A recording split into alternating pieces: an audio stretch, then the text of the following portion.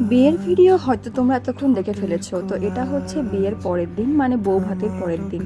আগের দিনে চুলগুলো তখনও খোলা হয়নি, তাই রেডি হতে বসেছিলাম বউ আনতে যাব বলে। তো দেখো কেমন লাগছে কমেন্টে জানিও। গ্রামের বাইরে থেকেই বউকে ওয়েলকাম করব বলে আমরা সবাই চলে এসেছি ক্লাব ঘরের এখানে, কিন্তু বাজনার গাড়ি না আসায় বেশ দেরি হয়েছিল। তো এখন আশীর্বাদ চলছে দুর্গা মন্দিরে, গুরুদেব আশীর্বাদ করছে। তারপরে একে একে সব মা, জেঠিমা, কাকিমা যারা ছিল সবাই আশীর্বাদ করেছে। আর এটা হচ্ছে আমার মা আশীর্বাদ করছিল বৌদি আর দাদাকে। তারপরে তো যেগুলো রিচুয়ালস থাকে সব রিচুয়ালস কমপ্লিট করা হচ্ছিল। এখানে আমাদের প্রবেশের জন্য ধান ফেলে ফেলে ঢুকতে হয়, আর বৌদিকে সেটা পরিষ্কার করতে হবে। রিচুয়ালসের কারণগুলো না জানলেও বেশ মজা হয়।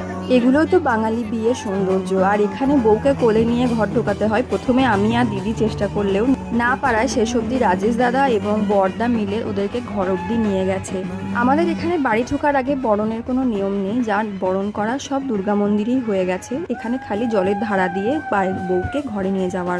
বউকে আনার সময় যথেষ্টই নাচ গান হয়েছিল, কিন্তু সেগুলোর ভিডিও আমার কাছে এখন নেই, তাই দিতে পারলাম না।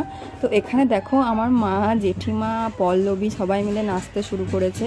আমিও একটু শুরু করেছিলাম, তবে বন্ধ করে দিয়েছি। তো এখন চলে এসেছি খাবার খেতে। আর তারপরে আর কোনো ভিডিও নেওয়া হয়নি। এটা একদম রাতের ভিডিও। কেমন লাগছে কমেন্ট করো। রাত্রে তো আজকে ছিল সেমিফাইনাল, ইন্ডিয়া ভার্সেস ইংল্যান্ড। তো ম্যাচ দেখা চলছিল, তারপর খেয়ে দিয়ে ঘুমিয়ে পড়েছিলাম। তো ভিডিও একটু